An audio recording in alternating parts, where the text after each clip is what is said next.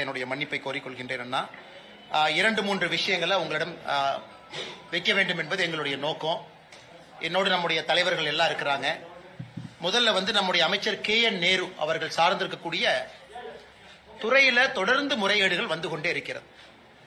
நம்ம பார்த்த இதற்கு முன்பு என்போர்ஸ்மெண்ட் டைரக்டரேட் அமலாக்கத்துறை அவர்கள் அக்டோபர் 2025 888 கோடி ரூபாய் ஊழல் நடந்திருப்பதை சுட்டிக்காட்டி நம்முடைய பொறுப்பு டிஜிபிக்கு ஒரு கடிதம் எழுதியிருந்தார்கள்.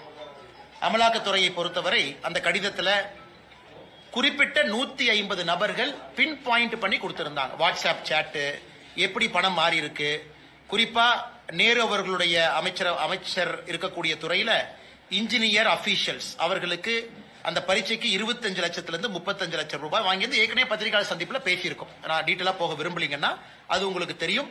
அது சம்பந்தமாக இதுவரை ஒரு வழக்கு கூட காவல்துறை பதிவு செய்யவில்லை. இது முதல். இரண்டாவது, மறுபடியும் நம்முடைய அமலாக்கத்துறை தமிழகத்தினுடைய பொறுப்பு டிஜிபி அவர்களுக்கு மறுபடியும் ஒரு கடிதம் எழுதியிருக்கிறாங்க. டிசம்பர் 3 கடிதம் எழுதியிருக்கிறாங்க. அதுல 258 பக்கம் அந்த கடிதம். இரண்டாவது முறை. இது திரு நேரு அவர்கள் சம்பந்தப்பட்ட முனிசிபல் அட்மினிஸ்ட்ரேஷன் வாட்டர் சப்ளை நகராட்சி நிர்வாகத்துறையில குடிநீர் வழங்கல் அந்த துறையில 1020 கோடி ரூபாய் ஊழல் நடந்திருப்பதற்கான ப்ரூஃப் அட்டாச் பண்ணியிருக்கிறாங்க.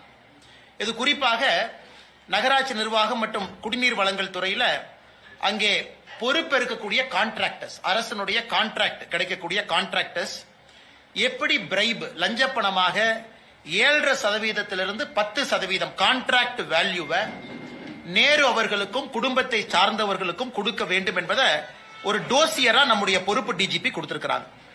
இதில் நீங்க நல்லா இந்த டோசியரை பாத்தீங்கன்னா இது தமிழ்நாட்டில் மத்திய அரசு பணத்தில் கட்டப்படக்கூடிய பப்ளிக் டாய்லெட், சானிடேஷன் சர்வீஸ் சுகாதாரத்துறை சம்பந்தப்பட்டது, நபார்டு வங்கியினுடைய பணத்தை வாங்கி நடக்கக்கூடிய ப்ராஜெக்ட், வாட்டர் ரெனோவேஷன் ஒர்க் அதாவது ஆறு ஏரி சம்பந்தப்பட்ட வேலைகள், சிவிக் கன்ஸ்ட்ரக்ஷன் ப்ராஜெக்ட். இதுல மத்திய அரசினுடைய பணமும் கூட மாநில அரசுக்கு அது நேரு அவர்களுடைய துறையின் மூலமாக இம்ப்ளிமெண்ட் ஆகக்கூடிய முனிசிபல் அட்மினிஸ்ட்ரேஷன் வாட்டர் சப்ளை. இதுல 1020 கோடி ரூபாய் ஊழலை கண்டுபிடித்து 258 பக்கம் டோசியராக பொறுப்பு டிஜிபி கொடுத்திருக்கிறாங்க. கொடுத்து கிட்டத்தட்ட இன்னைக்கு டிசம்பர் 3 உங்களுக்கு கிட்டத்தட்ட 12 நாள் ஆகுது. அதுல குறிப்பாக இடி அவர்கள் மறுபடியும் வாட்ஸ்அப் சாட் எப்படி பணத்தை வாங்கியிருக்கிறாங்க, ஹவாலா டிரான்சாக்சன் துபாய்க்கு ஹவாலா மூலமாக ஓவர்சீஸுக்கு அனுப்பி இருக்கக்கூடிய ப்ரூஃப் அது எல்லாம் கூட கொடுத்திருக்கிறாங்க. இதுல ரொம்ப அதிர்ச்சிகரமான விஷயம் என்னன்னா, இது அதிர்ச்சி தான் ஆனா ஆச்சரியம் இல்ல, நிறைய வாட்ஸ்அப் சாட்ல பார்ட்டி ஃபண்ட் மென்ஷன் பண்ணிருக்காங்க. பார்ட்டி ஃபண்ட் டிஎம்கேன்னு இருக்கு. அதையும் கூட அமலாக்கத்துறை அந்த 258 பேஜ் டோசியர்ல அதையும் கூட ஹைலைட் பண்ணிருக்காங்க. பார்ட்டி ஃபண்ட் அப்படின்னு அவங்க பண்ணி பிரைவை கலெக்ட் பண்ணிருக்காங்க. 7.5% 10% கான்ட்ராக்டர்ஸ். இது நேரு அவர்கள் சாதாரணமா பத்திரிகை நண்பர்கள் கேட்கும் பொழுது சாதாரணமா கடந்து போயிட்டாங்க. அதாவது இதுல ஒன்னும் உண்மை இல்ல, இது அரசியல் பழிவாங்கும் நடவடிக்கை, நான் இதன் மீது கோர்ட்ல பாத்துக்கிறேன் அங்க பாத்துக்கிறேன். அதனால் மறுபடியும் பத்திரிகையாளர் சந்திப்பில் நாங்க என்ன சொல்ல விரும்புறோம் அப்படின்னா, 888 கோடி ரூபாய் முதல் ஊழல் இன்ஜினியர் ரெக்ரூட்மெண்ட். ஒரு இன்ஜினியருக்கு 25 லட்சத்திலிருந்து 35 லட்சம் ரூபாய் லஞ்சம். இரண்டாவது, நேரு அவர்கள் துறையில கான்ட்ராக்ட் பெறக்கூடிய ஒப்பந்தக்காரர்கள் 7.5% 10% லஞ்ச பணம். அந்த பணம் துபாய்க்கு போகுது ஹவாலால. அதை அமலாக்கத்துறை மென்ஷன் பண்ணியிருக்கிறாங்க. பார்ட்டி ஃபண்ட்னு மென்ஷன் பண்ணியிருக்கிறாங்க. அப்படி இருந்தும் கூட அடிப்படை எஃப்ஐஆர் இதுல இல்ல. ஏன்னா எஃப்ஐஆர் ஃபைல் பண்ணாதான் அமலாக்கத்துறையை பொறுத்தவரை அவர்கள் அடுத்த கட்ட நடவடிக்கை மணி லாண்டரிங் எல்லாம் அவங்க ஆக்ஷன் எடுக்க முடியும். இதையும் கூட கவனத்துக்கு கொண்டு வரும். மூன்றாவது, இன்று நேரு அவர்களுடைய அமைச்சரவையில் நடந்திருக்கக்கூடிய குளறுபடி. இன்னைக்கு பாத்தீங்கன்னா Tamil Nadu government of Tamil Nadu rural development and panchayat raj department, ஊரக வளர்ச்சி ஊராட்சி துறை, அதுல ஊராட்சி செயலாளர், பஞ்சாயத்து செக்ரட்டரி, ஊராட்சி செயலாளருக்கான ரெக்ரூட்மெண்ட் போயிட்டு இருக்கு. இந்த ஊராட்சி செயலாளர் ரெக்ரூட்மெண்ட் பாத்தீங்கன்னா ரிட்டன் எக்ஸாம், இன்டர்வியூ ரெண்டு சேர்த்தி தான். நான் எப்படி பார்த்தா இன்டர்வியூ இன்னைக்கு நாளைக்கெல்லாம் நடந்திருக்கணும். ஆனா நேத்து சாயங்காலம் டிசம்பர் 11 சாயங்காலம் ஒரு மெசேஜ் எல்லாத்துக்குமே குறுஞ்செய்தி வருது, இந்த மாதிரி இன்டர்வியூ கேன்சல் ஆயிருச்சு அப்படின்னு. இன்னைக்கு 12 இன்னைக்கு யாரெல்லாம் அந்த வெப்சைட் ஓபன் பண்ணி பாக்குறாங்களோ, ஊரக வளர்ச்சி மற்றும் ஊராட்சி துறை வெப்சைட் ஓபன் பண்ணி பாக்குறாங்களோ எல்லாத்துக்கும் ஒரு பெரிய ஷாக் என்னன்னா, யாரெல்லாம் இன்டர்வியூக்கு குவாலிஃபைடு ஒரு புது லிஸ்ட போட்டிருக்கிறாங்க. அந்த லிஸ்ட் எவ்வளவு குளறுபடியா இருக்குன்னு ஒரு 3 உதாரணத்தை உங்களுக்கு நான் சுட்டி காட்டுறேன். உதாரணத்துக்கு கோயம்புத்தூர். இன்னைக்கு கோயம்புத்தூர் என்னோட செல்போன்ல வந்து கோயம்புத்தூர் இருக்கு. அதுல நீங்க யாரெல்லாம் செலக்ட் ஆயிருக்கிறாங்க, பிசி உமன், பிசி மேல், உதாரணத்துக்கு அதை எடுத்துக்கிட்டோம் அப்படின்னா, ஒரு பிசி உமன் வந்து 500 மார்க்குக்கு 494 வாங்கி செலக்ட் ஆயிருக்கிறாங்க, 493 வாங்கி செலக்ட் ஆயிருக்காங்க. அதே பிசி உமன் ரிஜெக்ஷன் பாத்தீங்கன்னா 500க்கு 496 வாங்கி ரிஜெக்ட் ஆயிருக்காங்க. சோ என்ன பேசிஸ்ல அவங்க லிஸ்ட் போட்டாங்கன்னு யாருக்குமே தெரியல.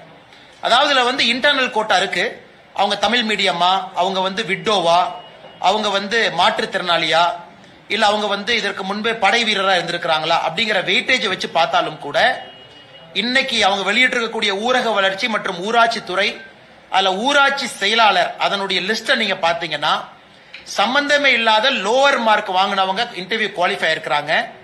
சேம் பேராமீட்டர் மீட் பண்ணிருக்கக்கூடிய அதை விட அதிகமா மார்க் வாங்கி இருக்கிறவங்க குவாலிஃபை ஆகாம இருக்கிறாங்க. கோயம்புத்தூர், கரூர், மதுரை இந்த 3 மாவட்டத்தினுடைய லிஸ்ட நாங்க அனலைஸ் பண்ணதை பத்திரிகை நண்பர்களுக்கு இந்த பத்திரிகையாளர் சந்திப்பு முடிச்ச உடனே வாட்ஸ்அப்ல ஷேர் பண்றோம். அதாவது செலக்ட் ஆனவங்க கிரைட்டீரியா என்ன, நாட் செலக்டட் கிரைட்டீரியா என்ன, செலக்ட் ஆனவங்க கிரைட்டீரியா விட நாட் செலக்டட் பெட்டரா இருந்தும் செலக்ட் ஆகல. சோ இவ்வளவு குளறுபடிகளை இன்னைக்கு வெளியிட்டிருக்கக்கூடிய லிஸ்ட். இதிலும் கூட லஞ்சம் கைமாறி இருப்பதாக பெரிய அளவில் குற்றச்சாட்டுகள் வந்து கொண்டிருக்கிறது என்று காலையிலிருந்து. ஆனால் தொடர்ச்சியாக ஒரு மூத்த அமைச்சரனுடைய துறை ஒரு மாதத்தில் அமலாக்கத்துறையை பொறுத்தவரை 888 கோடி, அதன் பிறகு 1020 கோடி ரூபாய் இன்னொரு ஊழல், 3வது முறையாக இன்னைக்கு அவங்க வெளியிட்டிருக்கக்கூடிய இன்டர்வியூ பட்டியல், இதிலும் கூட பெரிய அளவில் குழப்பம் இருக்கு. ஆனா முதலமைச்சர் எதையும் கண்டுகொண்டதாக தெரியவில்லை, நேரு அவர்களும் எதையும் கண்டுகொண்டதாக தெரியவில்லை. இன்னைக்கு பொறுப்பு டிஜிபிக்கு பொறுப்பு டிஜிபி போட்டிருக்கிறாங்க. அதனால் யாருமே எஃப்ஐஆர் பதிவு செய்வதற்கு தயாராக இல்லை.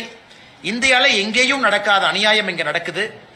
அதனால இவ்வளவு ஊழல் குற்றச்சாட்டு மட்டுமில்ல, டோசியர் கொடுத்து ப்ரூஃப் கொடுத்தும் கூட நான் எஃப்ஐஆர் போட மாட்டேன் என்று ஒற்றை கருத்துல எங்க தமிழகத்தினுடைய காவல்துறையினுடைய உயரதிகாரிகள் இருக்கிறாங்க. இதை வந்து நம்முடைய பத்திரிகை நண்பர்களுக்கு நாங்கள் உங்க கவனத்துக்கு கொண்டு வர்றோம். அடுத்து இரண்டாவதுங்கன்னா எஸ்ஐஆரை பொறுத்தவரை ஃபேஸ் 1 தமிழகத்துல இன்னும் 3 நாட்கள் டிசம்பர் 14ஆம் தேதி வரை எக்ஸ்டெண்ட் பண்ணியிருக்கிறாங்க. அது வரைக்கும் நம்முடைய எனுமரேஷன் ஃபார்ம் கொடுக்கலாம். ஏற்கனவே பாரதிய ஜனதா கட்சி நாங்க சொன்னதுதான், 80 லட்சத்திற்கு மேல தமிழகத்தினுடைய வாக்காளர் பட்டியலில் குறைந்தபட்சம் நீக்கப்பட வேண்டும் என்று சொல்லியிருந்தோம்.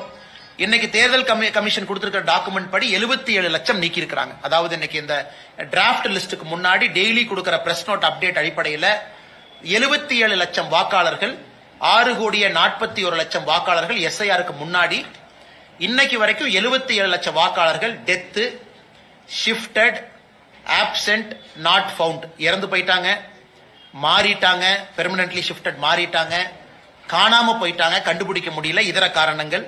77 லட்சம். அப்ப நீங்க பாத்தீங்கன்னா தமிழகத்தில் கிட்டத்தட்ட 12%.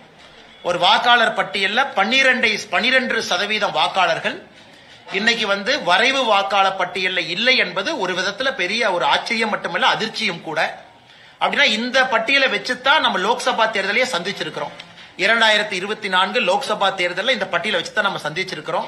12% வாக்காளர்கள் இல்லை. இன்னைக்கு அடுத்த இந்த 14 டிசம்பர் இந்த ஃபேஸ் முடிஞ்சதுக்கு அப்புறம் டிசம்பர் 19ஆம் தேதி வரைவு வாக்காளர் பட்டியல் வெளியிட இருக்கிறாங்க. அதை வந்து கண்ணும் கருத்துமா நம்ம பார்க்கணும். கிட்டத்தட்ட 80 லட்சத்திற்கு மேல நீக்கப்பட்டாங்கன்னா தமிழ்நாட்டினுடைய வாக்காளர்கள் 5.5 கோடிக்கு வந்துருவாங்க. 5 கோடியே 60 லட்சம், 5 கோடியே 62 லட்சத்துக்கு வந்துருவாங்க. இதுவும் கூட தமிழக மக்களுடைய கவனத்துக்கு நாங்கள் ஒரு அரசியல் கட்சியாக கொண்டு வருகின்றோம். எந்த அளவுக்கு வாக்காளர் பட்டியல் 2024 சரி பார்த்தாங்க, 2023 சரி பார்த்தாங்க, 2022 சரி பார்த்தாங்க, எல்லா வருஷமும் சரி பார்த்துக்கிட்டே இருக்கிறாங்க. அப்படி இருந்த இந்த எஸ்ஐஆரை இன்டென்சிவா பண்றதுனால 77 லட்சம் பேர் நீக்கப்பட்டிருக்கிறாங்க. இதை முதலமைச்சர் இதை புரிந்து கொள்ள வேண்டும். எஸ்ஐஆரை எதிர்க்கிறேன் முதலமைச்சர் சொல்லிக் கொண்டிருக்கின்றார்கள். 12% 100 பேர் வாக்காளராக இருக்கக்கூடிய இடத்துல 12% வாக்காளர்கள் இன்னைக்கு நீக்கப்பட்டிருக்கின்றாங்கன்னா இந்த 2024 எஸ்எஸ்ஆர் சம்மரி ரோல்ல பெரிய தவறு நடந்திருக்குது. அது இன்னைக்கு எஸ்ஐஆர் மூலமாக சரி செய்யப்பட்டு கொண்டிருக்கிறது. அதனால் நிச்சயமாக இந்த எஸ்ஐஆர் முதல் கட்ட வெற்றி தான். முதல் கட்ட வெற்றி நம்ம பார்க்கிறோம். அடுத்து நடக்கக்கூடிய 2வது ஃபேஸ் 19 டிசம்பர்ல இருந்து ஜனவரி 19 வரைக்கும் நீக்கப்பட்டவங்க, தெரியாம நீக்கப்பட்டவங்க அல்லது தெரிஞ்சே இருக்கிறவங்க, objection period, claims and objection period, அதையும் கூட பாரதிய ஜனதா கட்சி மிக கம்பீரமாக அதை எடுத்து அதையும் கூட கவனத்துக்கு கொண்டு வருவோம். 2026 தேர்தலை பொறுத்தவரை சுத்தமான நியாயமான ஒரு தேர்தலாக இது நடத்தப்பட வேண்டும் என்பது எங்களுடைய நோக்கம். மூன்றாவது, நீதியரசர் திரு GR சுவாமிநாதன் அவர்களுடைய வழக்கு, அவர் நடத்தி கொண்டிருக்கக்கூடிய வழக்கு. இன்னைக்கு பாராளுமன்றத்தில் லோக்சபால இந்த ஜட்ஜஸ் என்கொயரி ஆக்ட் அதன் அடிப்படையில் 100 லோக்சபா MP கையெழுத்து போட்டு கொடுத்தா இம்பீச்மெண்ட் ப்ராசஸ் ஆரம்பிக்கும். At least process will get started. இன்னைக்கு 120 பேர் கையெழுத்து போட்டு கொடுத்திருக்கிறாங்க. இன்னைக்கு பாராளுமன்றத்தில் நம்முடைய உள்துறை அமைச்சர் அமித்ஷா அவர்கள், தெற்கு தொகுதி MP தேஜஸ்வி சூர்யா அவர்கள், நிறைய நம்முடைய மூத்த தலைவர்கள் எல்லாம் கோடிட்டு காட்டுறாங்க. எப்படி திராவிட முன்னேற்ற கழகத்தை அமித்ஷாஜி சொன்னாங்க, இந்திய அரசியல் சரித்திரத்தில் முதலாக ஒரு நீதிபதி தீர்ப்பு கொடுத்ததற்காக அந்த நீதிபதியின் மீது இம்பீச்மெண்ட் ப்ராசஸ் கொண்டு வந்திருக்கிறாங்க. இன்னைக்கு இந்தியால 11 பேருக்கு மேல இம்பீச்மெண்ட் ப்ராசஸ் ஆரம்பிச்சிருக்கிறாங்க. வெற்றிகரமாக நடந்ததில்லை. 11 பேருக்கு மேல ஆரம்பிச்சிருக்கிறாங்க. அதுல 10 பேருக்கு மேல நீங்க பாத்தீங்கன்னா யாரும் இதுக்காக கிடையாது. பணம் வாங்கியிருக்கிறாங்க, அல்லது வீட்டுல பணம் இருந்துச்சு, அல்லது கூட இருக்கக்கூடிய இவங்களை தவறான முறையில் நடத்தி இருக்கிறாங்க, இந்திய இறையாண்மைக்கு எதிராக அவங்க நடந்திருக்கிறாங்க. இப்படித்தான் இருந்திருக்கோ தவிர அவங்க ஒரு தீர்ப்பு கொடுத்திருக்கிறாங்க அப்படிங்கறதுக்காக கிடையாது. அதனால இன்னைக்கு திராவிட முன்னேற்ற கழகம் அதை அப்படியே மாத்தி அந்த இம்பீச்மெண்ட் நோட்டீஸ்ல திரு GR சாமிநாதன் அவர்கள் மீது பல அவதூற பரப்பி இருக்கிறாங்க. குறிப்பிட்ட ஒரு சமூகத்தினுடைய வழக்கறிஞர்களுக்கு மட்டும் முன்னுரிமை கொடுக்கிறாரு, அவருடைய ஜாதியை உள்ள கொண்டு வந்திருக்கிறாங்க, இந்திய இறையாண்மைக்கு எதிராக இருக்கிறாங்க. இவ்வளவு பொய்களை பாராளுமன்றத்தில் பேசியதை நம்முடைய உள்துறை அமைச்சர் அவர்கள் சுட்டி காட்டியிருக்கிறாங்க. இதுல உத்தவ் தாக்கரே போன்றவர்களும் கூட இதுல அவங்களுடைய கட்சி சார்பாக கையெழுத்து போட்டிருப்பது நமக்கு அதிர்ச்சியும் வேதனையும் அளிக்கிறது. அதனால் நிச்சயமாக ஒரு பக்கம் நம்ம பார்க்கிறோம், GR சாமிநாதன் அவர்கள் கடந்த 8 ஆண்டுகள்ல பெரிய கேசஸ் 75,000 கேஸ் சால்வ் பண்ணிருக்கிறாங்க. நம்ம பார்த்தோம், 75,000 கேஸ் ஹையஸ்ட் வெல் பெர்ஃபார்மிங் ஜட்ஜஸா இருக்கிறாங்க. அப்படி இருந்தும் திராவிட முன்னேற்ற கழகம் இந்திய அளவுல நம்முடைய ஜுடிஷியரியினுடைய நடவடிக்கையை கேலி குத்தாக்கி இருக்கிறாங்க. நம்முடைய நீதி அரசர்களுக்கு ஒரு விதமான பயத்தை ஏற்படுத்தி இருக்கிறாங்க. யாராவது நேர்மையா தீர்ப்பு கொடுத்தா நமக்கும் இந்த நிலைமை தான் நடக்கும் அப்படிங்கிற ஒரு பயத்தை திராவிட முன்னேற்ற கழகத்தினுடைய MPக்கள் பாராளுமன்றத்தில் ஏற்படுத்தி இருக்கிறாங்க. உங்களுக்கு தெரியும், இந்த நோட்டீஸ் கொடுத்ததுக்கு அப்புறம் ஸ்பீக்கர் 3 பேர் கொண்ட குழுவை உருவாக்குவாங்க.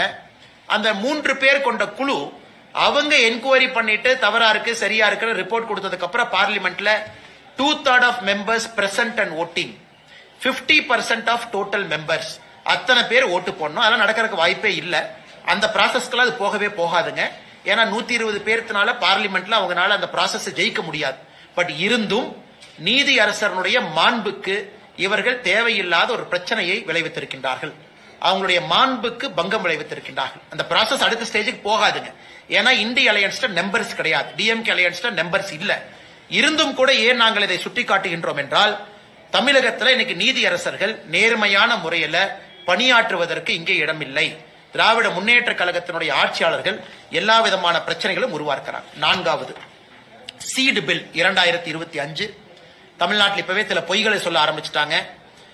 நவம்பர் 12ஆம் தேதி இன்னைக்கு நம்ம மினிஸ்ட்ரி ஆஃப் அக்ரிகல்ச்சர் ஒரு வரைவு பில், டிராப்ட் பில்ல ரிலீஸ் பண்ணாங்க. டிசம்பர் 11 வரைக்கும், அதாவது நேத்து வரைக்கும் டைம் கொடுத்திருந்தாங்க. சீடு பில் 2025க்கு உங்களுடைய இன்புட்டை கொடுங்க, நவம்பர் 12 இருந்து டிசம்பர் 11 வரை. இன்னைக்கு தமிழகத்தில் சில விவசாய சங்கங்கள் நம் மீது அவதூறு பரப்புறாங்க. மோடி அரசு ஜெனட்டிக்கலி இன்ஜினியர்டு, ஜெனட்டிக்கலி மாடிஃபைடு விதைகளை இந்தியாவுக்குள்ள கொண்டு வருவதற்கு இந்த சீடு பில் 2025 பயன்படுத்துறாங்க அப்படிங்கிற அவதூறை இன்னைக்கே பரப்ப ஆரம்பிச்சிட்டாங்க. அதையும் நம்முடைய பத்திரிகை நண்பர்களுக்கு நாங்க தெளிவுபடுத்த விரும்புகின்றோம். இந்தியாவை பொறுத்தவரை ஜெனட்டிக்கலி மாடிஃபைட் அப்படிங்கிறது என்னங்க? ஒன்று காட்டன், 2002 காங்கிரஸ் ஆட்சியில ஜெனட்டிக்கலி மாடிஃபைடு காட்டன் உள்ள கொண்டு வரலாம். BT காட்டன் இந்தியாவுக்குள்ள 2002 இருந்து இருக்கு. நம்முடைய அரசு 2022 அதுக்கு நம்ம UPA அரசாங்கத்திலேயே அவங்க ஒரு கமிட்டி ஒன்னு உருவாக்கி இருந்தாங்க, ஜெனட்டிக் இன்ஜினியரிங் அப்ரைசல் கமிட்டி அப்படின்னு ஒன்று உருவாக்கி இருந்தாங்க. அதெல்லாம் நம்ம பார்த்திருக்கிறோம். நம்முடைய அரசு வந்த பிறகு மஸ்டர்ட் கடுகு மட்டும் ஜெனட்டிக்கலி மாடிஃபைட், அது இன்னைக்கு உச்சநீதிமன்றத்தால் அது இன்னைக்கு அப்பீல்ல அது விசாரிச்சுக்கிட்டு இருக்கிறாங்க. அதை தவிர இந்தியாவில் ஜெனட்டிக்கலி மாடிஃபைடு எதுவுமே கிடையாது. ஒரு பக்கம் காட்டன் 23 வெரைட்டி ஆஃப் காட்டன், வேறு இடத்துல 21 வெரைட்டி ஆஃப் காட்டன் இருக்கு. அதன் பிறகு ஃபீல்டு டைலுக்கு நிறைய வந்திருக்கு, எதுவுமே இல்லை. நான் சொல்றது மார்க்கெட்ல இருக்கிறதுங்க. இன்னைக்கு மஸ்டர்ட் அது உச்சநீதிமன்றத்தால அந்த வழக்கு விசாரணை நடந்து கொண்டிருக்கிறது. சீடு பில்லுக்கும் அதுக்கும் சம்பந்தம் இல்லை. ஜெனட்டிக்கலி மாடிஃபைடு கிராப் ஒன்று வரணும் அப்படின்னா அதற்கு ஜெனட்டிக் இன்ஜினியரிங் அப்ரைசல் கமிட்டி அப்படின்னு ஒரு GESC கமிட்டி இருக்கு, அதன் மூலமா வரணும். இந்த சீடு பில் என்ன சொல்லுதுங்க? அதாவது இந்தியாவுக்குள்ள ஒரு விதையை ஒருத்தவங்க விற்கிறாங்க. விவசாயி கிடையாது, டிஸ்ட்ரிபியூட்டர், ஹோல்சேலர், ரீட்டைலர். அவங்க 3 பேர் விற்கிறாங்கன்னா அவர்களுக்கான வரைமுறை இந்த சீடு பில் 2025 கொண்டு வந்திருக்கிறாங்க. ஒரு டிஸ்ட்ரிபியூட்டர் யாரு வேணுமானாலும் இன்னைக்கு பாத்தீங்கன்னா அன்ஆர்கனைஸ்டா லூசா ஒரு பிராண்டடா விற்கிறாங்க. ஒரு பிராண்டட் சீட பிராண்டட் விதையை விற்கிறாங்கன்னா அவர்கள் அதை எப்படி விற்க வேண்டும், அதற்கு ரெகுலேஷன் என்ன, சீட் அனாலிசிஸ் என்ன பண்ணணும், சீடு டெஸ்டிங் என்ன பண்ணணும், import regulation of seed. Genetic seed கிடையாது, நார்மலான ஒரு சீடு இம்போர்ட் ரெகுலேஷன் என்ன இருக்கு. இதற்காக மட்டும்தான் சீடு பில் 2025 பப்ளிக் இதுல இருக்கு. விவசாயி இந்த பில்லுல உள்ள வரமாட்டாங்க. எந்த விவசாயியும் கூட சீடு பில் 2025 வரமாட்டாங்க. விவசாயிகள் அவங்க எந்த சீடை வேணாலும் வாங்கலாம், எந்த சீடை வேணாலும் அவங்க ஸ்டோர் பண்ணலாம், எந்த சீடை வேண்டுமானாலும் இன்னொரு விவசாயி கொடுக்கலாம். ஆனா அது பிராண்டடா ஒரு டிஸ்ட்ரிபியூட்டரோ ஒரு டீலரோ செய்யும் பொழுது அவர்களுக்கு சீடு பில் 2025 பொருந்தும். அதனால் சில விவசாய சங்க நண்பர்களுக்கு தேவையில்லாத புரளிய மக்கள் மன்றத்தில் கிளப்பாதீங்க என்பதையும் கூட இந்த பத்திரிகையாளர் சந்திப்பு மூலமாக அன்போடு நாங்கள் வலியுறுத்துகின்றோம். அதை தாண்டி கேள்விகள் இருக்கும், கேளுங்க, நான் பதில் சொல்றேன். தேசிய ஜனநாயக கூட்டணியில் டிடிவி தினகரன் மற்றும் ஓபிஎஸ் அவர்கள் இடம் பெறுவார்களா? ஏன்னா நீங்களும் போய் ஓபிஎஸ் தினகரன் சந்திச்சுட்டு அமித்ஷா சந்திச்சிருக்கீங்க. அதே போல குழுக்கள் முடிஞ்சு நயனா நாகேந்திரனும் எடப்பாடி சந்திச்சுட்டு அமித்ஷா சந்திச்சிருக்காங்க. அவங்களுக்கு தேசிய ஜனநாயக கூட்டணி இடம் பெறவே இல்லையா? அண்ணன் மதிப்பு மிகுந்த அண்ணன் ஓபிஎஸ் அவர்கள் முன்னாள் முதலமைச்சர் ஐயா அவர்களை இங்க கோயம்புத்தூர்ல ஒரு திருமண விழாவில் நாம் போகும்போது ஐயா இருந்தாங்க, 2 பேரும் சந்திச்சுக்கிட்டோம். அண்ணன் டிடிவி தினகரன் அவர்கள் அவங்களுடைய கட்சி நிகழ்ச்சிக்காக கோயம்புத்தூர் வந்திருந்தாங்க. தொலைபேசியில் என்கிட்ட பேசினாங்க. நான் அன்போடு நம்முடைய இல்லத்திற்கு உணவுக்கு வர வேண்டும் என்று சொல்லியிருந்தேன். அவர்களும் அதை ஏற்றுக்கொண்டு உணவருந்த வந்திருந்தார்கள். இதுதாங்க நான். மற்றபடி தேசிய ஜனநாயக கூட்டணியில் யார் இணையணும் யார் இணையக்கூடாது என்பதற்கு அகில இந்திய அளவில் தலைவர்கள் இருக்கிறாங்க. தமிழகத்தில் என்டிஏ கூட்டணியினுடைய தலைவராக எடப்பாடி பழனிசாமி அவர்கள் இருக்கிறாங்க. பாரதிய ஜனதா கட்சியினுடைய தலைவர் அண்ணன் நயினார் நாகேந்திரன் அவர்கள் இருக்கிறாங்க. அதனால சரியான நேரத்தில் இவர்கள் முடிவெடுத்து சொல்லுவார்கள், இவங்க பேசுவாங்க யார் வரணும் யார் வரக்கூடாதுன்னு. எங்களை பொறுத்தவரை வலிமையான என்டிஏ இந்த தேர்தலில் இருக்கும் பொழுது நம்முடைய வெற்றி வாய்ப்பை இன்னும் பிரகாசமாக இன்னும் சிறப்பாக 3ல் 2 பங்கு ஜெயிப்பதற்கு நமக்கு ஒரு வலிமையான என்டிஏ வேணும். அந்த வலிமையான என்டிஏல யார் இருக்கணும்? இன்னும் நிறைய பேர் என்ன கூட்டணிக்கு வராம இருக்கிறாங்க. உதாரணத்துக்கு தேமுதிக, உதாரணத்துக்கு பாட்டாளி மக்கள் கட்சி, அவங்க எல்லாம் வரும்பொழுது இந்த தேசிய ஜனநாயக கூட்டணி இன்னும் வலிமையாக இருக்கும். அதனால் சம்பந்தப்பட்ட தலைவர்கள் தகுந்த நேரத்தில் உங்களுக்கு பதில் சொல்லுவாங்கன்னா, நான் ஒரு பதில் சொன்னா தவறா போயிருக்கேன். முழு உரிமையும் முழு அதிகாரமும் எடப்பாடி பழனிசாமி மட்டுமே இருக்கு அப்படின்னு சொல்லியிருந்தீங்க. ஆனா இப்போ நயினார் கிட்ட மற்றவர்களும் இதுல பங்கெடுப்பாங்க, யாரு சேரணும் அப்படிங்கறத பத்தி சொல்றீங்க. ஆனா அவங்களோட தீர்மானத்துக்கு இதுக்கு முரணாச்சு. ஆனா முரணெல்லாம் ஒண்ணு இல்லைங்க. நான் ஏற்கனவே சொன்ன என்டிஏ அலையன்ஸுடைய லீடர் யாரு? தமிழகத்தில் டிக்ளேர்டு எடப்பாடி பழனிசாமி அவர்கள் டிக்ளேர்டு. அந்த அலையன்ஸுடைய தலைவர், அவருடைய கருத்து மிக மிக முக்கியமானது.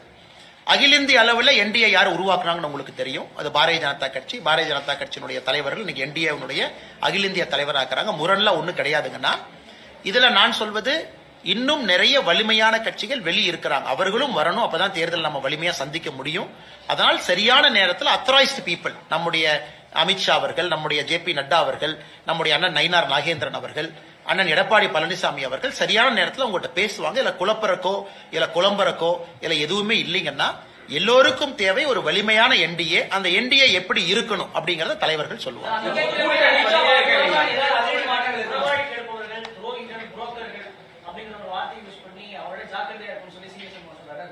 ஆனா எல்லோருமே ஜாக்கிரதையா இருக்கணும். அது ஏன் ஒரு கட்சி ஜாக்கிரதையா இருக்கணும்? எல்லா கட்சியும் எல்லார்ட்டையும் ஜாக்கிரதையா இருக்கணும்.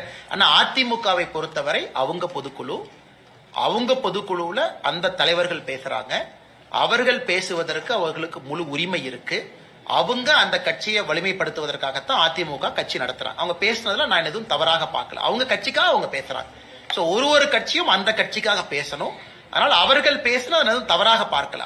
அவங்க கட்சிக்காக பேசுறாங்க. பாரதிய ஜனதா கட்சி எங்க கட்சிக்காக பேசுறோம். என்டிஏ என்று வரும்பொழுது எல்லோரும் ஒருங்கிணைந்து இந்த தேர்தலை வெற்றி பெற வேண்டும் என்பதற்காக சந்திக்க போறோம். அதனால இப்படி பேசினாங்க அப்படி பேசினாங்க, ஒருவேளை உங்களை பத்தி பேசியிருப்பாங்களோ ஒருவேளை அவங்கள பத்தி பேசியிருப்பாங்களோ, அதெல்லாம் எனக்கு முக்கியம் கிடையாதுங்கன்னா, அவங்க பொதுக்குழுவுல அவங்க பேசக்கூடிய கருத்துக்கு நான் எப்படி பொறுப்பேற்க முடியுங்கன்னா, கிளாரிபிகேஷன் வேணும்னா பேசின சம்பந்தப்பட்ட தலைவர்கள்ட்ட நீங்க தான் கேட்கணும். என்னை பொறுத்தவரை அந்த கட்சி தலைவர்கள் அவங்க பொதுக்குழுல பேசுறதுக்கு அவங்களுக்கு உரிமை இருப்பதாகத்தான் நான் பார்க்கின்றேன்.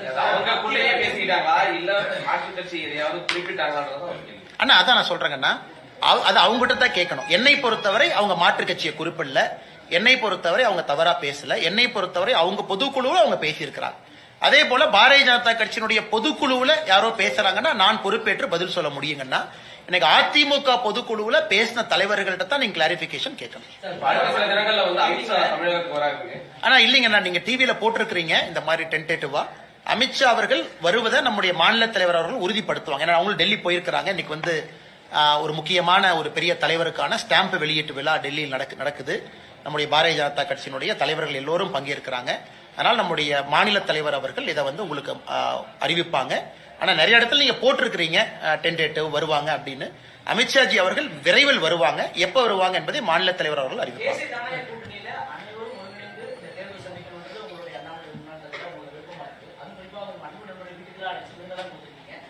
ஏன்னா நீங்க நாளைக்கு ஒரு நிமிஷம், நீங்க நாளைக்கு வீட்டுக்கு வந்தா உங்களுக்கு நான் சாப்பாடு கொடுக்க மாட்டேன் சொன்னேன். நீங்க நண்பர் தானே, நான் உங்க வீட்டுக்கு வந்தா நீங்க கொடுக்க மாட்டீங்களா? அண்ணா அண்ணா அதுக்குள்ள நான் I am not authorised to speak. அண்ணா நான் சொன்ன அந்த 4 பேர் பட்டியலில் நான் இல்ல. என்னுடைய கருத்தை நான் சொல்லலாம். அமித்ஷா அவர்கள் பேர் சொன்னேன், நட்டா அவர்கள் பேர் சொன்னேன், மாநிலத்தினுடைய தலைவர் நயினார் நாகேந்திரன் அவர்கள் பேர் சொன்னேன், தமிழ்நாட்டினுடைய என்டிஏ தலைவர் திரு எடப்பாடி பழனிசாமி அவர்கள் இருக்கிறாங்க. எங்களுடைய விருப்பத்தை ஒரு க்ளோஸ்டு டோர் ரூமுக்குள்ள நாங்க சொல்லலாம், தலைவர்கள்ட்ட சொல்லலாம், வெற்றி பெறுவதற்கான வாய்ப்புகளை சொல்லலாம். ஒருத்தர் வந்தா என்ன ஓட்டு வரும், வரலினா என்ன ஓட்டு போகுங்கிறத நாங்க சொல்லலாம். அனுபவத்தின் அடிப்படையில் 2021 பார்த்திருக்கோம், 24 பார்த்திருக்கோம், நாங்க எல்லாமே சொல்லலாம். பட் பொது வெளியில யார் இடம்பெற வேண்டும், யார் இடம்பெறக்கூடாது என்பது தலைவர்கள் சொல்லுவாங்க. எல்லோரும் ஒருமித்த கருத்து வலிமையாக இருக்க வேண்டும் என்பது எங்களுடைய ஒருமித்த கருத்து. அண்ணா அண்ணா அடுத்து உங்கள்கிட்ட வரேன்.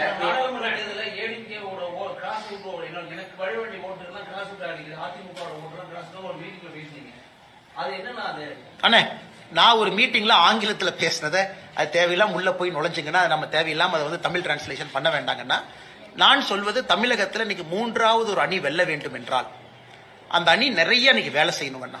ஏன்னா மக்களை பொறுத்தவரை ஒரு தேர்டா ஒரு பார்ட்டி ஜெயிக்கணும் அப்படின்னா அது அவ்வளவு ஈஸி கிடையாதுங்கண்ணா. தமிழ்நாட்டில் வந்து அவ்வளவு ஈஸி கிடையாது, கேரளாவும் அதே தான்.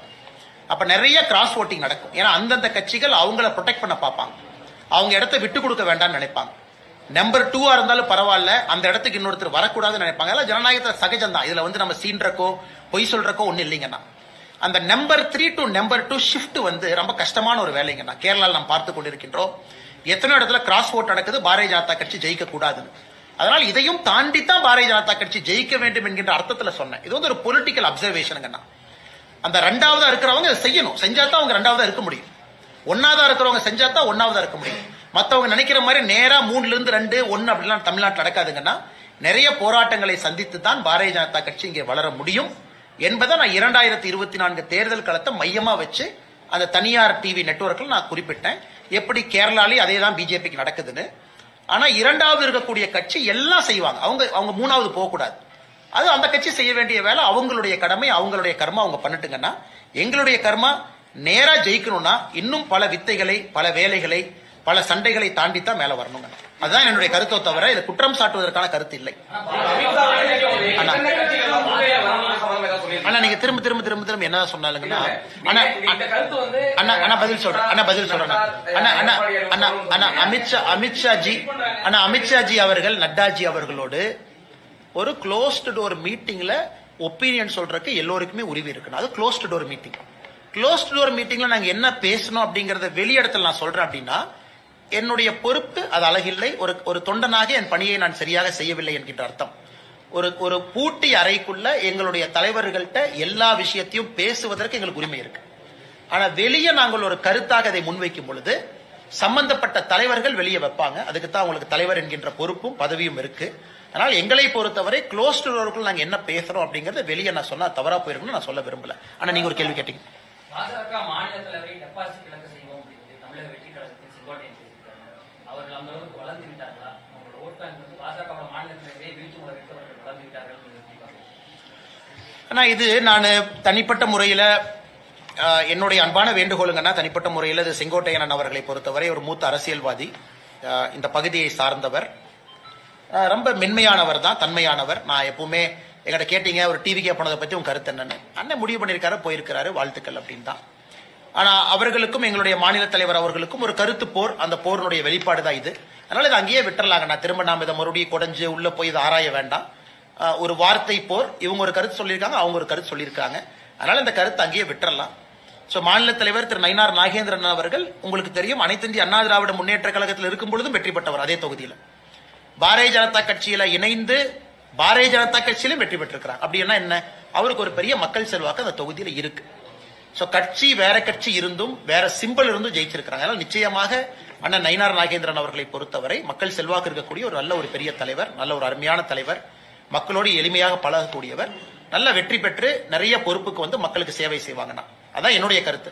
அதுக்கு நான் செங்கோட்டையனை பத்தி நான் தவறா சொல்றேன் அதுவும் கிடையாது. அவங்க ஒரு கட்சிக்கு முடிவெடுத்து போயிருக்கிறாங்க, அவர்களும் நன்றாக இருக்கட்டும். அதனால இந்த வார்த்தை போரோட இதோட முடிச்சுக்கலாங்கன்னா, திரும்ப நாம ஒரு கருத்தை பேச ஆரம்பிச்சோம்னா அது எல்லையே இல்லாம இன்னொரு இடத்துக்கு அது போய் நிற்கும் தான் என்னுடைய தாழ்மையான கருத்து.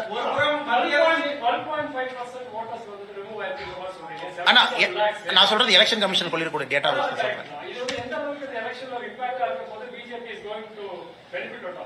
ஆனா பிஜேபிக்கு பெனிஃபிட் இல்லைங்கன்னா, அதாவது உடனடியா அர்பன் தொகுதி சென்னை பாத்தீங்கன்னா 26% வாக்குகள் நீக்கப்பட இருக்கிறது. சென்னை பொறுத்த வரைக்கும் சென்னை தொகுதிகள் 26% வாக்குகள் நீக்கப்பட, அப்படின்னா 4 ஓட்டுல 1 ஓட்டு இல்ல, அப்படின்னா ஏகப்பட்ட பேர் ஷிஃப்ட் ஆயிருக்கிறாங்க, டபுள் ஓட்டு வச்சிருக்காங்க, நிறைய பிரச்சனைகள். இப்ப நினைக்கிறேன்னா சென்னை பாத்தீங்கன்னா எப்போதுமே 40% 45% தான் போலாகும்.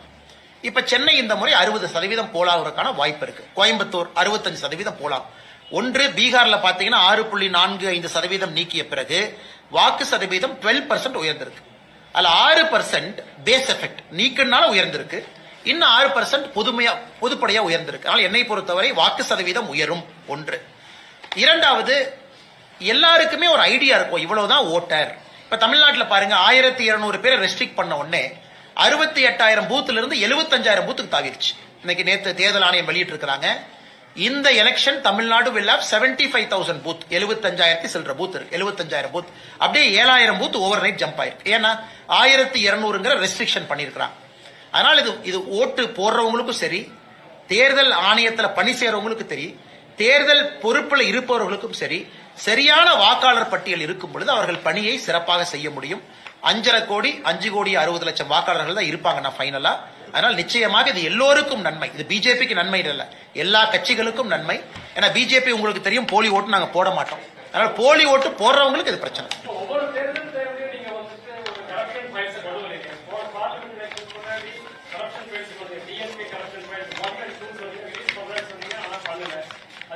ஆனா 2 ரிலீஸ் பண்ணேன், டிஎம்கே 1 2 பண்ணேன். உங்களுக்கு என்ன அண்ணா 2 பண்ணேன், இப்படி சொல்லாதீங்க 2. ஆனா டிஎம்கே 1 பண்ணோம், டிஎம்கே 2 பண்ணோம், 2 பண்ணோம். டிஎம்கே 2 உங்களுக்கு தெரியும் கவர்னர்கிட்ட போய் நம்ம கொடுத்துருக்கிறோம்.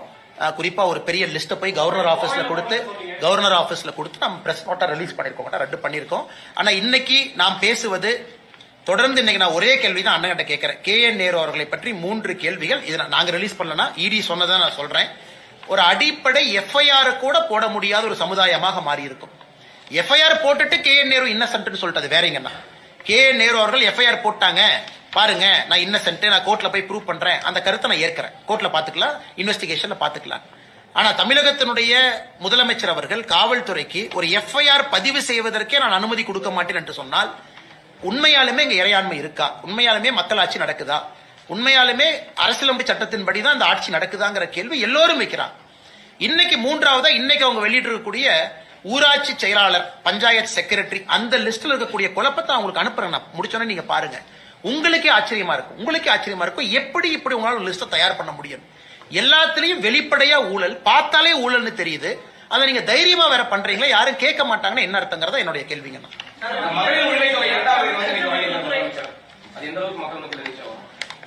ஆனா எனக்கு முதலமைச்சர் அவர்களை பொறுத்தவரை அவர் கையில் இருக்கக்கூடிய கடைசி அஸ்திரம் மகளிர் உரிமை தொகையை உயர்த்துவது, பொங்கல் தொகுப்புல பணம் கொடுப்பது, மகளிர் உரிமை தொகையில அதிக சகோதரிகளை கொண்டு வந்து சேர்ப்பது, இதுதான் கடைசி அஸ்திரம். இதை தவிர அஸ்திரம் கிடையாதுங்க.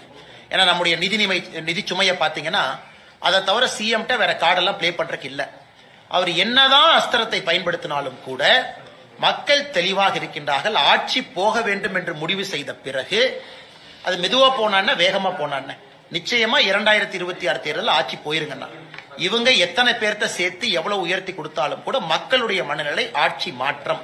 அதனால் நிச்சயமாக ஆட்சி மாற்றம் நடக்கும். பொங்கலுக்கும் பணம் கொடுப்பாங்க, 3000 5000 கொடுப்பாங்க. நல்லதுதான், கொடுத்தாங்க, வரவேற்கிறோம். மக்கள் அதை வாங்கி வச்சுட்டோம், அவங்க பணம் தான். ஆனா இன்னைக்கு இவ்வளவு சொல்ற முதலமைச்சர் ஆட்சிக்கு வந்து முதல் 17 18 19 மாசம் பணம் கொடுக்கல 1000 ரூபாய். அதையும் சேர்த்து கொடுத்தாருன்னா கொஞ்சம் சந்தோஷமா இருக்கும் இல்லைங்கண்ணா.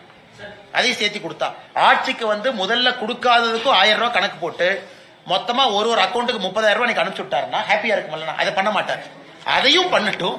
அதனால ஓட்டு மாறுமா, அதனால ஆட்சி மாறுமான்னு பாப்பாங்க.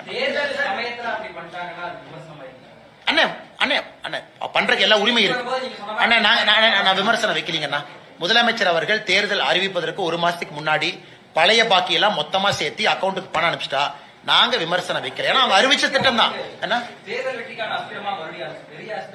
பாப்பாங்கண்ணா, அவர் கொடுப்பாரான்னு பாப்போம். அண்ணா இந்த தேர்தல் ஃபர்ஸ்ட் வாக்காளர் பட்டியல் நியாயமாக இருக்கும், அது முதல் நம்பிக்கை. வாக்காளர் பட்டியல் நியாயமா இருந்ததுக்கு அப்புறம் ரெண்டாவது எங்க எக்ஸ்பெக்டேஷன்னா இந்த வாக்காளர் பட்டியல் ப்ராசஸ்க்கே 4 அகில இந்திய IAS அதிகாரிகள் அனுப்பிச்சிருக்காங்க. தலைமை தேர்தல் ஆணையர் மேலிருந்து 4 IAS அதிகாரிகள் அனுப்பிச்சிருக்காங்க தமிழ்நாட்டுக்கு. இந்த வரைவு வாக்காளர் பட்டியலை ஓவர்சீ பண்றதுக்கு அர்ச்சனா பட்நாயக் அவர்களுக்கு மேல 4 பேர் வந்திருக்காங்க, நம்முடைய சிஓக்கு மேல. அடுத்து எங்களை பொறுத்தவரை இந்த மாடல் கோட் ஆஃப் கண்டக்ட் அறிவிச்ச பிறகுதான் ஆபீசர்லாம் தெளிஞ்சு கிளம்பி வருவாங்க.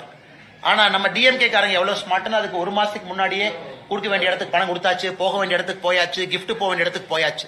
அதனால இந்த வரைவு வாக்காளர் பட்டியல் பிப்ரவரி 2வது வாரம் பப்ளிஷ் பண்ண உடனே தமிழ்நாட்டில் வெளியிருந்து வரக்கூடிய ஸ்குவாடு எல்லாம் அனுப்பணும்.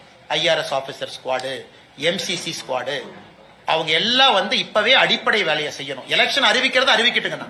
எல்லா வருஷமே தேர்தல் அறிவிப்பதற்கு முன்பாகவே பணம், மெட்டீரியல் எல்லாரும் மாறுறாங்க. அதை எலெக்ஷன் கமிஷன் செய்து விட்டால் தமிழகத்தில் நியாயமான தேர்தல் நடக்கும். நல்ல கேள்விங்கன்னா எல்லா வழக்குகளும் கம்பவுண்ட் அஃபென்ஸ் தான். அண்ணன் ட்ராக் பண்ணி பாத்தீங்கன்னா எல்லாரும் இன்னாரம் கோர்ட்டுக்கு போய் ஆமாங்க ஐயா நான் தப்பு பண்ணன்னு ஒத்துக்கிட்டு ஃபைனை கட்டிட்டு வெளியே வந்துடுறாங்க. அந்த ரெப்ரசன்டேஷன் ஆஃப் பீப்புள் ஆக்ட் போடுற எந்த கேஸ்லயும் ஜெயிலுக்கு அனுப்ப முடியாதுங்கன்னா மேஜர் கேசஸ். அன்லெஸ் நான் வந்து அடிச்சேன், உடைச்சேன், கண்ணாடி உடைச்சேன், ரத்தம் வந்துச்சுன்னு இது பிடிச்சாங்க, அது பிடிச்சாங்க, சாராயம் பிடிச்சாங்க, எல்லாமே கம்பவுண்டபிள்.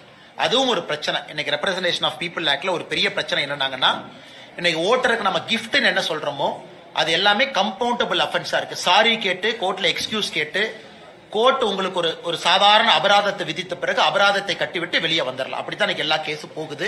அதனால தண்டனையும் கடுமையா கொடுக்கணும். உதாரணத்திற்கு லிக்கர் கொடுக்கறாங்க, கடுமையா உயர்த்தணும். கிஃப்ட் பாக்ஸ் கொடுத்து மாட்டுறாங்க, கடுமையா உயர்த்தணும். அது எதுவுமே இன்னைக்கு இல்லைங்கன்னா ரெப்ரசன்டேஷன் ஆஃப் பீப்புள் ஆக்டே வீக்கா தான் இருக்கு. அதுவும் நம்முடைய தேர்தல் நியாயமாக நடக்காததற்கு அதுவும் ஒரு காரணம். எடப்பாடி பேசும்போது அமலாக்கத்துறை ஒரு பட்டியல் வச்சிருக்காங்க, தேர்தலுக்கு முன்னாடி இன்னும் நிறைய பேர் உள்ள போவாங்க. அண்ணா எனக்கு தெரியாதுங்க. என் கையில் இருக்கிறது அமலாக்கத்துறையினுடைய 2 பட்டியல், KN நேரு அவர்கள் சம்பந்தப்பட்ட 2 பட்டியல். இதை கையில் எடுத்தாவே அண்ணன் KN நேரு அவர்கள் உள்ள போவாங்கன்னா இதைத்தான் எடுக்க நான் சொல்றேன். மேடம் அண்ணே வந்துட்டேன். மேடம் பார்த்தா ஃபர்ஸ்ட் கேள்வி கேட்கறாங்க.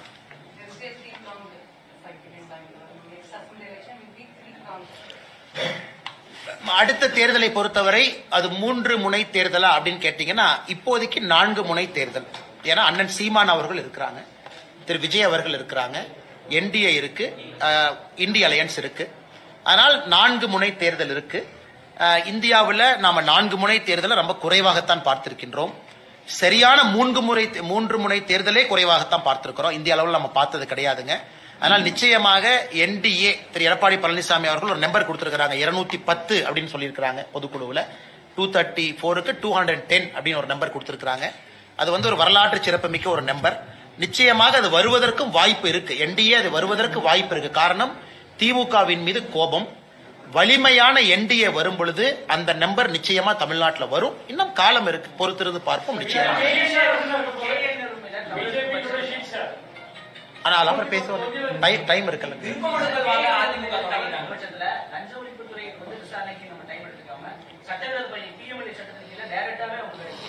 அண்ணே இந்த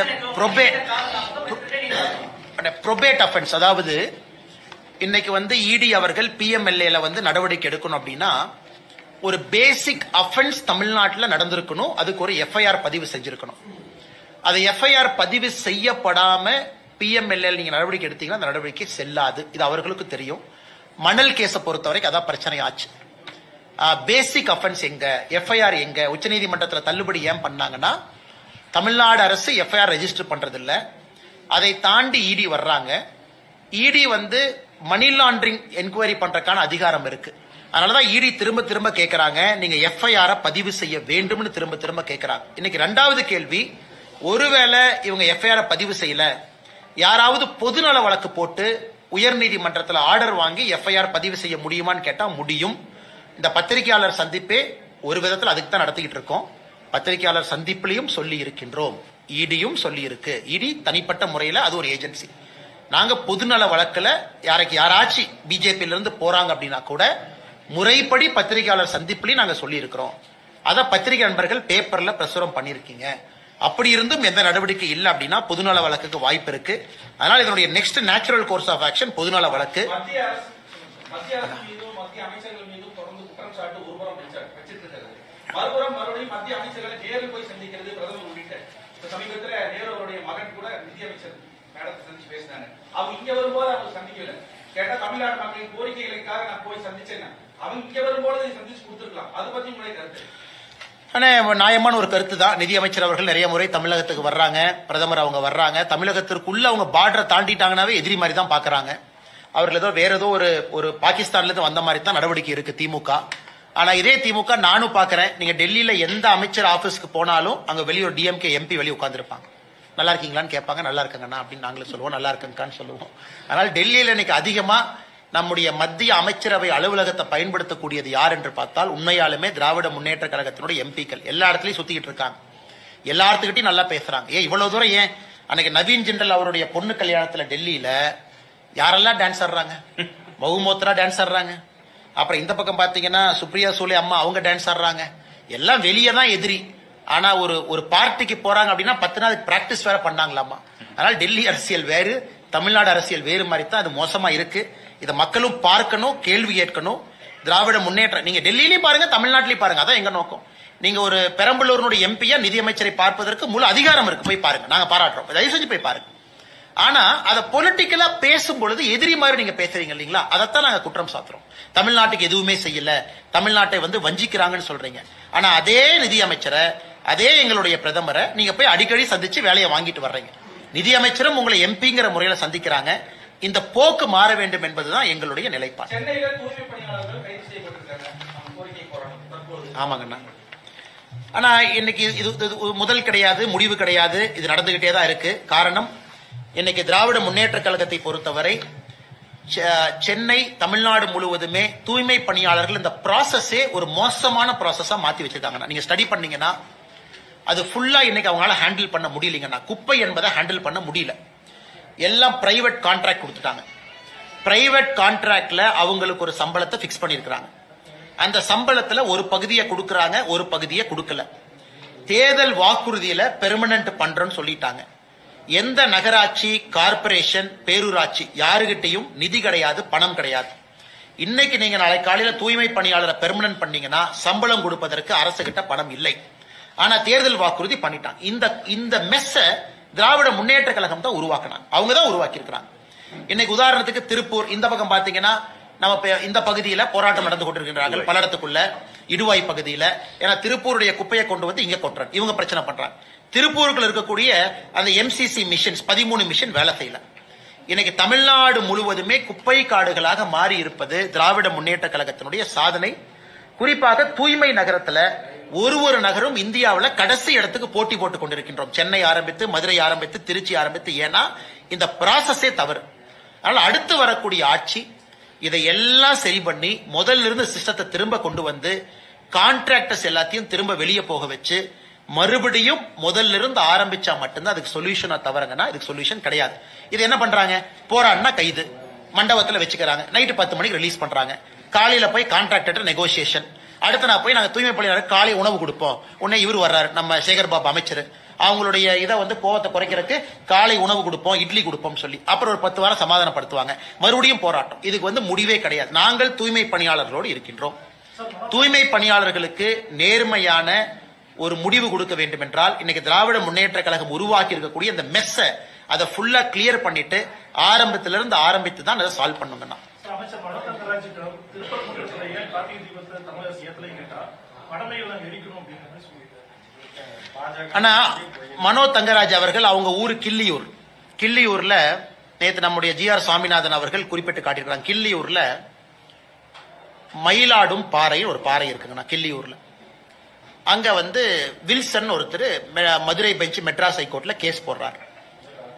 ஜட்ஜ் ஆர்டர் போறாரு. சுவாமிநாதன் அவர்கள் இல்ல மயிலாடும் பாறைக்கு மேல எடுத்த முருகரை கொண்டே மறுபடியும் வைங்க டைரக்ஷன் கொடுக்கிறாரு. முருகரை கொண்டே மயிலாடும் பாறையில கிள்ளியூர்ல வைங்க. இதுவரை அந்த டைரக்ஷனை ஃபாலோ பண்ணல. முருகரை கொண்டு போய் பாறை மேல வைக்கல. இதே ஜி.ஆர். சுவாமிநாதன் அவர்கள் திருப்பரங்குன்றத்துல தீபத்தூண்ல தீபம் ஏத்தணும், அதையும் ஃபாலோ பண்ணல. இதே ஜி.ஆர். சுவாமிநாதன் அவர்கள் திண்டுக்கல்ல இன்னொரு பகுதியில் கிறிஸ்தவர்கள் இந்துக்கள் ஃபைட் பண்றாங்க, அங்க கார்த்திகை தீபம் ஏத்தணும், அதையும் ஃபாலோ பண்ணல. அதனால இன்னைக்கு இந்த அரசு நியாயப்படி இது 356 பயன்படுத்த வேண்டிய அரசு. ஒரு கோர்ட் கொடுக்கக்கூடிய டைரக்ஷனே ஃபாலோ பண்ணலீங்கன்னா அந்த அரசுக்கு என்னென்ன வேலை? ஆனா மோடி அவர்களோ மத்திய அரசோ வேற யாருமோ இன்னைக்கு 356 பயன்படுத்துறதே கிடையாது. காரணம் எல்லாமே நியாயமா நடக்கணும், நேர்மையா நடக்கணும், எல்லாமே இறைமாட்சியின்படி நடக்கணுங்கிற ஒரே காரணத்துல மோடி அவர்கள் எங்கேயுமே 356 பயன்படுத்தியதில்லை, பயன்படுத்த போறது கிடையாது.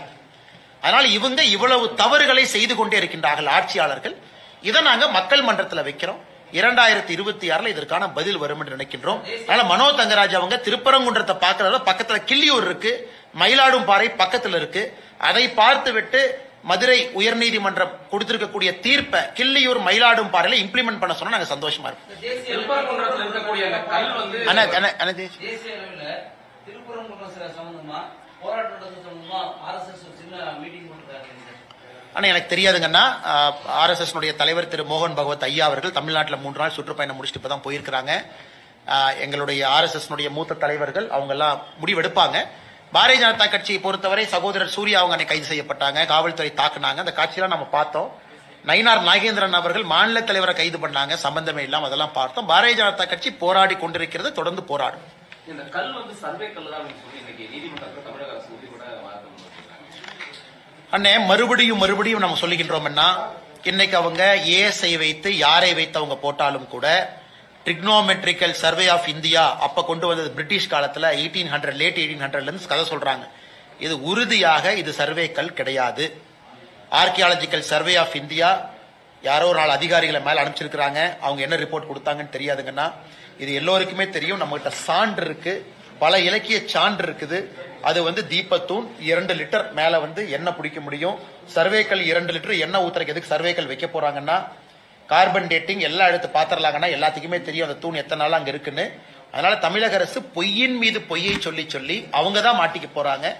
முருகரை நம்பக்கூடிய உங்களுக்கும் எனக்கும் எல்லோருக்கும் தெரியும் அது தீபத்தூண் தான். எத்தனை பொய்யை சொல்லி மாட்டாங்கன்னு பாத்திரலாங்க. இந்த குங்குமண்டலம் எப்போதுமே அதிமுக கோட்டைன்னு சொல்லிட்டு இருக்கக்கூடிய நிலையில விஜய் 18ஆம் தேதி ஈரோட்டில் நிகழ்ச்சி நடத்துறாரு. அந்த நிகழ்ச்சியில பல்வேறு கட்சிகளை சேர்ந்தவர்கள் இணைவதற்கான வாய்ப்புகள் இருக்கு செங்கோட்டையன் சொல்லியிருக்காரு. அரசியல்ல குங்குமண்டல அரசியல்ல இந்த விஷயத்தை எந்த அளவுக்கு ஒரு அண்ணா எல்லாரும் போட்டி போடலாம், எல்லோரும் வரட்டும், அதுல எந்த தவறும் கிடையாது. செங்கோட்டையன் அவர்கள் அவரும் கடுமையான முயற்சியை பண்ணட்டுங்கன்னா.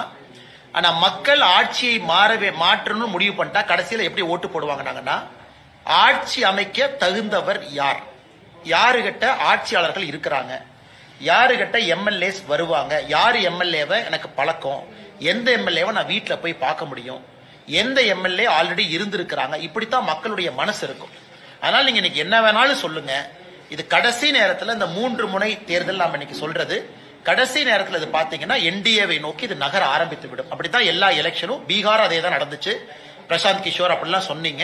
அதனால் திரு விஜய் அவர்கள் தமிழக வெற்றி கழகம் செங்கோட்டையன் கடுமையா முயற்சி பண்ணட்டுங்கன்னா. ஆனா மக்களுடைய மனநிலையை பொறுத்தவரை கடைசி நேரத்தில் அப்படி இருக்காதுங்கன்னா இது வேறு மாதிரி தான் மாறும். அதை நீங்களும் பார்க்க போறீங்க, நானும் பார்க்க போறேன். பெருமளவு வெற்றி, பெரிய வெற்றி தேசிய ஜனநாயக கூட்டணி பெறப்போகிறது. அதை பார்க்கத்தான் போகிறோம். இன்னைக்குதான் ஃபர்ஸ்ட் டைம் பத்திரிகையாளருக்கே போர் அடிச்சு போச்சு. ஆனா நீங்க தான் முடிச்சிட்டீங்களே, நீங்களே முடிச்சதுக்கு அப்புறம் நான் பதில் சொன்னா தப்பா போயிடும்.